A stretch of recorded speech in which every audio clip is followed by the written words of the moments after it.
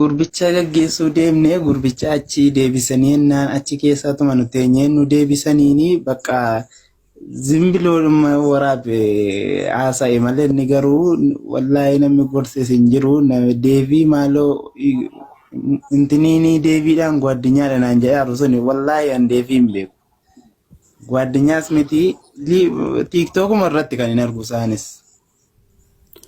Ay maaltu walitti fidadee mubee fi mica boolee deebi'u maaltu walitti fidaadha waraabe inni maal akka mubeen daldala hojjetu akka inni ijoollee fidu maaliin beeka maalitti beeka haasaawwan qabu mubee jiniin akkamittiin waan kana mubeetu na nyaate jedhee gaafa haasa'u seeraan na gaafachisa dheeyyaanne akkamitti seeraan si gaafachisa waan akkasiin godhin maa jechuu dadhabdeet maa waraabdeet. Fooloo dhumaa jedhee zimmi jedheetuma gadhiise malee waan akkana ganama inni mubeenni suuraa isaa dhafee waa'ee intiniis taa'u maqaa balleesse intinii kana haasa'uu bare malee inni jechuudha. Wallaahi billaahi waa tokko hin barre zimmi jedheetuma gadhiise namni siin gorsineeni yeroo waraabuun. Kana jedhee yoo sitti mesi namatti nama dandeessu miti ijoollee hiriyaan koo nama noormaalii wajjin hin jiraannudha. Ana kuma nalaa tokko akka kanatti nama hojjetee kana miidha lagatee nama buluudha jechuudha. Fooloo barbaacha fooloo argachuu barbaadan naan jedhanii akkasitti hojjedhu naan jedhanii Obaarik Musammaa irratti dalage. Har'aallee viidiyoo lammaffaan sirriitti dalage. Viidiyoo lammaffaan sirriitti dalage keessatti namoonni dhiisi naan jedhan jiru kan itti oofe naan jedhanis ni jiru jechuudha. Kanaaf iyyuu immoo dhuguma maqaa kan kee balleesseera maqaa kan kee xureesseera biddeena namaa immoo kan cufu rabbii malee hin jiru. An biddeena kan kee akkana jedheedha biddeena kan kee wanta cufu tokko hin jiru. Rabbi irka jira waan ta'eef biddeeni kan kee jechuudha. Ammas taanaan immoo dhugaadha balleesseera uummata bal'aa irratti dhiifama guddaan si gaafadha. Baay'ee tokkoon illee jaalladha Mubaarik kana warra jala jirtan warri illee argaa jirtan jechuudha.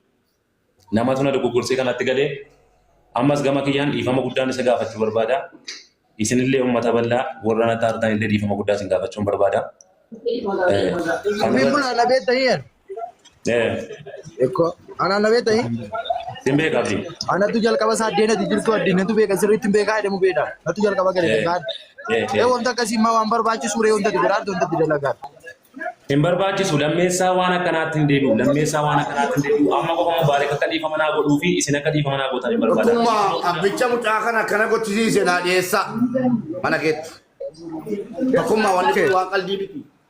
Mube. Agar okay wanti ma gurbata waay ma tokkofa Mubarikin qofa osoo hin taane ofiin bulaa qoyal tokko akka namni miskiinaa illee sagalee hin taane ta'a gaafate waan akkanaa hojjetu miskiinni miidhama Mubarikin qofa osoo hin taane amantummaa nama rakkate irraa nama dhabsiisaa deema gocha akkanaatii galee fakkeenyaaf nama rakkate tukura dubbisee jira mimmaan buusee ka ba'u tokko tuni wanta akkasana akka namni shakkee miskiinaa sagalee hin taane nama godha wanta akkasii waan baay'ee fakkataa Mubarikin qofa miidhu jechuu barbaadeetan Mubarikin baay'ee miidhu nama sagalee dhabe gaafate immoo fooloo jettee waan akkanaa hojjettu kana miskiinillee sagalee dhabuu danda'a.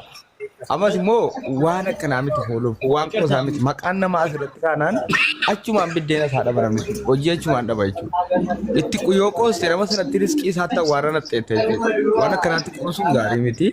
Amma immoo uummata kana sirriitti hubachiisi Mubaarik rakkina akka hin qabnee fi anamma fakkeenyaaf utuwatti dhuftee natti boosee himatte Mubaarikin saaxiluu xamu fannisu waan bira jiru kan sii galee utuwatti boosee suuraanii dhuftee fakkeenya siin jedhe bar kanaafi dhugaa isaa eeguun immoo dirqama maqaa isaa eeguun immoo dirqama galatoomii Mubaarik jechuu qabda amma mana keessa hojjetaa jirtaayyuu waan aseete viidiyoo kee hunda argite garuu of eeggannoo piliis gaafa dhuftanii fooloo wantati akkanaan beekamuu dandeessa waan akkasiitiin immoo biddeena isaa ta'u waan naquu danda'a miidhaa Mubaarik irraan ga'uu danda'a akkasumas immoo namni miskiinaaf akka sagalee hin taane gochuu waan danda'uuf alaraa namoonni kaallee waan akkasiirraa of eeggadhaa isinuma miidha deebiseen jedha.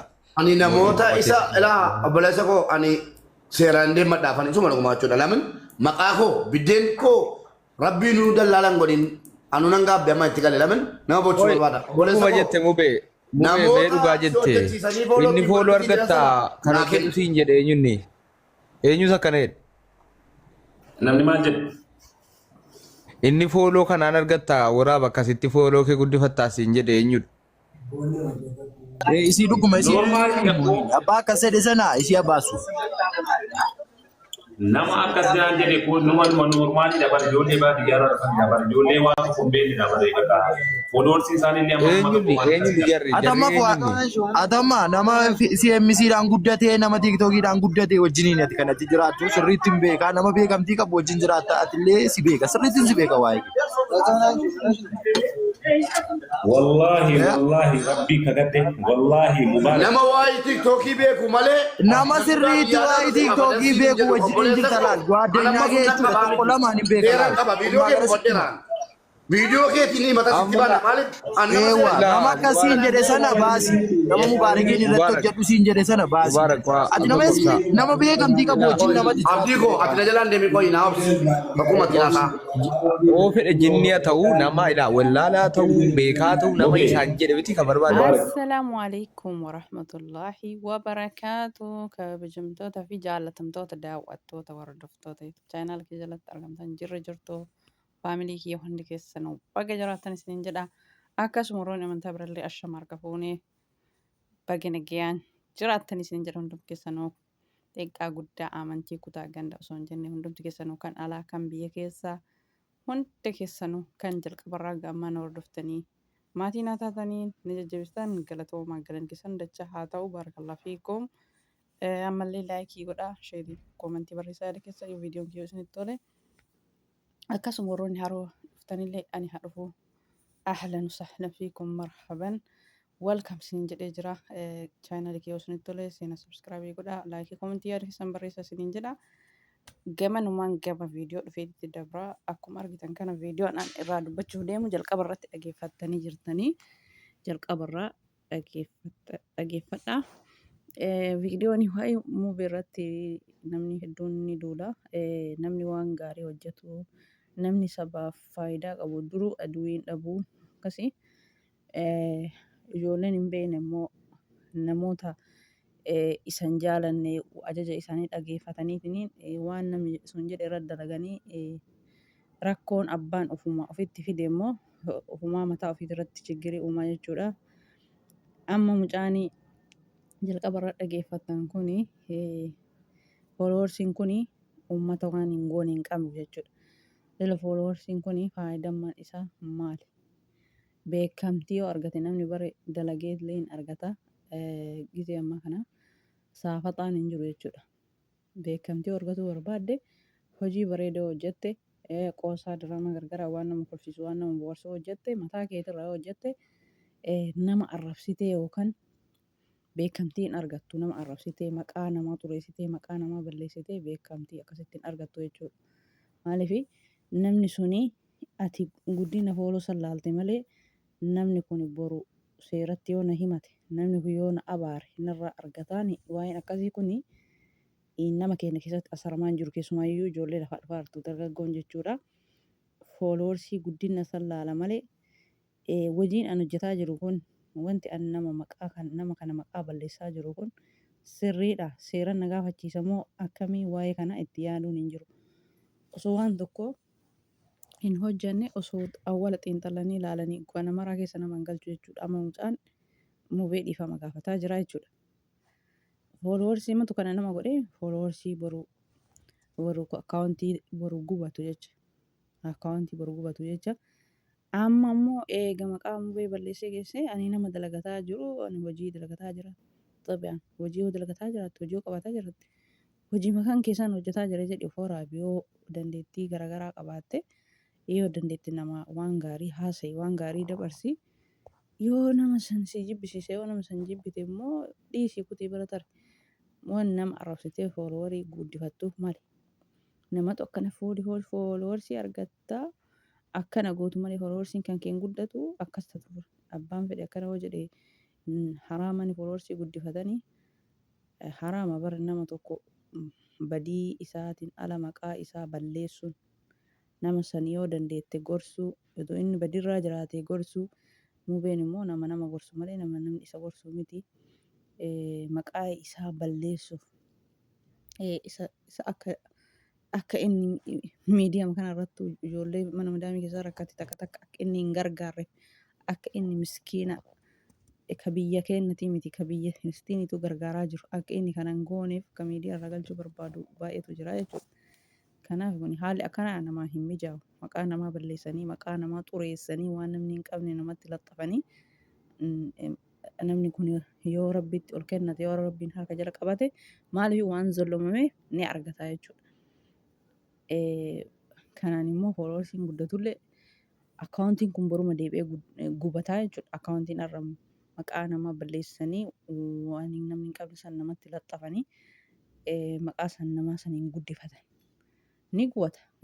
Kanaa miti akkaawuntiin isaa miliyoonatu gubataa jira. Akkaawuntii maakii gizee meeqa kuma meeqa gale kuma dhibba meeqa gale gizee meeqa akkaawuntiin isii marra 4 marra 3 jalaa gubate jette. Mucattiintu wayii nama arrabsiti akkaawuntiin isii jalaa gubate wayii nama arrabsiti bohaartee taphatu malee nama arrabsitu jechuudha. Nama nagaa ka ofii isaatiifuu hojjeteetiin akkaawuntii fooloorsii guddifate akkaawuntii isaa irra gubata. Kanaafi tiktookii boruu gubatu jecha nama sabaa fayyadee saba biyya keenyatii miti saba biraatu fayyadaa jiru maqaa balleessuuf hin yaalina. Haa xiqqaatullee haa guddatullee ijoollee keenya kan mana madaamii keessatti dararamaa jiran rakkataa jiran tokkoffaa rabbi gargaaraa alhamdulillaahi lammata rabbii gaditti namni kun hanga danda'uun gargaaraa jira. Nama meeqa reef isaa fe'ee biyya galche nama meeqa darartii mana madaamiitii baase namni kun ijoollee biyya keenya biyya namaa keenya keessa dararamaa jiranii faayidaa guddaa qaba. Miskiina bira dhaabatuuf faayidaa guddaa qaba namni kun. Isinoo maal faayidaa qabdan warri fooloorsii guddifatuuf jecha maqaa isaa balleessuuf yaaddan kun faayidaan keessan maali? Kanaafuu nama biyyaaf faayidaa qabu nama fayyadaa jiru silaa namni jabeessuu qaba malee guddisuu qaba malee nama kana maqaa isaa balleessuuf yookaan isa miidiyaa irraa balleessuuf maqaa isaa balleessuuf fiiguun fooloorsii guddifachuun homaa isin hin godhu. Yoo dandeettan fooloorsiin keessan ni guddata. Nama siin arrabsina. Maqaa namallee hin balleessina. Nama san yoo namuma balleesse sanuyyuu gorsa dhaamafi yoo dandeettan. Yoo dadhabdan immoo cal'isuutu caalaa jechuudha. Kanaafuu cal'isuutu caala. Fooloorsii jettanii maqaa walii balleessuuf kijibaa wal xureessuuf yookiin tiktookii makanaa yoo osoo fooloorsiin isaatu osoo miliyoona galee osoo ati ittiin fayyadamin hoo biraa deemte maaliin fooloorsii kana guddifattee maqaa namaa balleessitee maqaa namaa xureessitee addunyaa kanarraa galte namni gaafsan si abaaramoo si eebbisa si abaara ati waan gaarii hojjette namni kun maasha Allah wayita addunyaarra jiru waan gaarii dubbate waan gaarii namaaf dhaame waan gaarii hojjetee deeme rabbi rahmata isaa haa godhu jedhee ka beekuuf kan nama hin beeknellee du'aayii namaa kadhataa jechuudha. Kan nama beekuu fi kan nama hin beeknellee gaafa hojii fokkataa namaa kana hojii maqaa namaa balleessuu kana arge kayoo addunyaarra jiru maal dalagee asirraa deeme yoo addunyaarra jiru mee maal hojjetee asirraa deeme waan gaarii maal hojjete waan nama fayyadu maan nama gorsa maan namaa dhaame arraba malee maan namaa dhaame yoo jedhe namni nama abaaraa jechuudha. Maaliif abaariin bar akkanaan osoo namni waan balleessin nama abaaranii miti kan nama maxxanu. Nama waa balleesse nama haqaan nama soddome nama haqaan nama miidhe abaariin itti qabatti. Shakkii takkaallee hin qabu.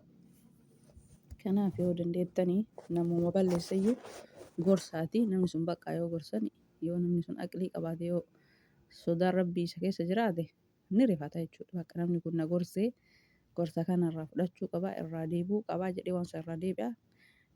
Kanaaf yaa obboleeyyan kiyya nama namaaf fayyadu nama namaa gargaaru nama namaaf waan gaarii yaadu maqaa isaa balleessuuf fooloorsii guddifachuuf hin yaadina osoo namni haga fedhe kana godhi akkanaan guddattaa siniin jedhe awwala itti yaada madaalatii ilaala ana osoo namni arrabsee hoo osoo namni maqaa kiyya na balleessee hoo amma nama saniin maqaa isaa balleessitanii fooloorsii guddifachuuf deemtan san ani hoo osoo namni maqaa kiyya na balleesse osoo ani waan kana hin godhin fooloorsii namni na arrabsee naan guddifate ana hoo akkamii jedhaati akkasitti of madaala. Kanaafuu of madaaltanii yoo laaltan anillee nama kana maqaa isaa balleessuun na horiidha jettanii achirraa beektanii. Kanaaf faamilii kiyyaa gorsi yoo isinitti tolee laayikii sheerii godhaa. Viidiyoon kee kan har'aa kana fakkaata. Haga viidiyoo biraatti walitti deebinutti turtii gaarii baay'ee baay'ee isiniin jedha faamilii kiyya naaf galatoomaa namni jalqaba irraa haga amma na faana turtan.